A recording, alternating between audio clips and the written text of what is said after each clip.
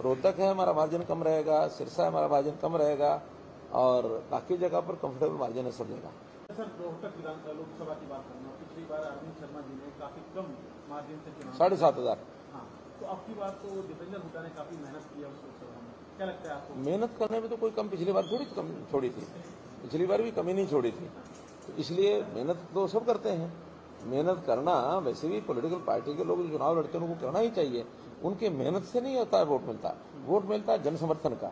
तो जनता क्या समझती है इस नाते से, तो जनता के मन में इस बार जो है वो, जैसे मैंने पहले एक्सप्लेन किया कि भारतीय जनता पार्टी की सरकार बनेगी, एक बहुत बड़ा विषय चला जाता है। कम से कम 15-20% वोट ऐसा होता है जो पहले नहीं सोचता कहाँ डालना है, वो आखिरी दिन उसका एक नियम होता है कि जीतने वाले को जिताओ, हारने वाले को हराओ।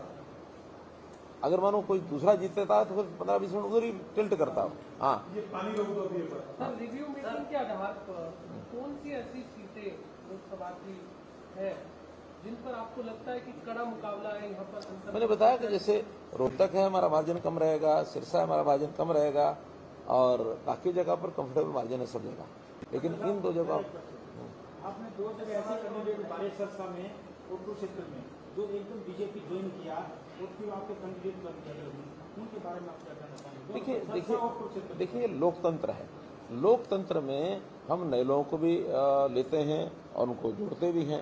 और नए लोग जो आते हैं ऐसा नहीं कि उनका बैकग्राउंड सारे जो आज कांग्रेस में सब खराब होते हैं। विषय होता लीडरशिप का। अगर आज राहुल गांधी के बजाय कांग्रेस का और कोई लीडर होता तो कांग्रेस की स्थिति कुछ और होती। अगर आज राहुल गांधी को जब ये प्रधानमंत्री के लिए कांग्रेस प्रोजेक्ट करती है तो मैं तो यहां तक कहता हूं कि अगर देश में भारतीय जनता पार्टी की या एनडीए की 400 सीटों लेकर के एक भारी मार्जिन से, भारी बहुमत से सरकार बनती है तो पहला श्रेय तो जाता है नरेंद्र मोदी जी को और दूसरा श्रेय अगर किसी को जाता है तो राहुल गांधी को जाता है।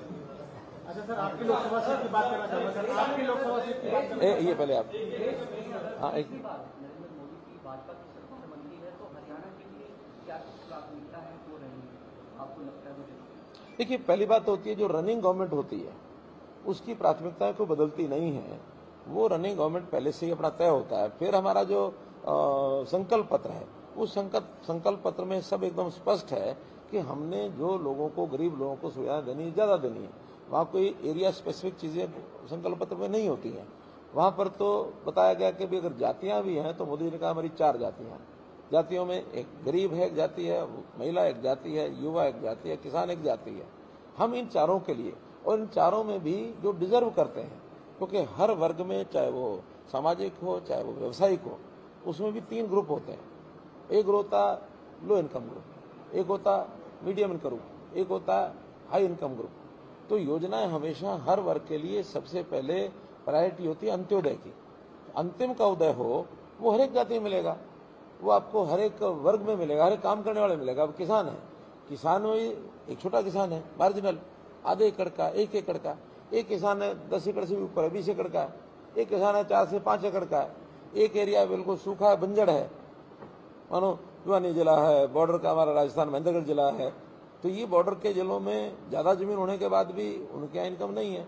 और एक जिले ऐसे हैं जहाँ अच्छी फसल भी अच्छी होती है, पानी भी बहुत है, भूमि उपजाऊ है, वहाँ कम जमीन में भी ज्यादा वो होता है।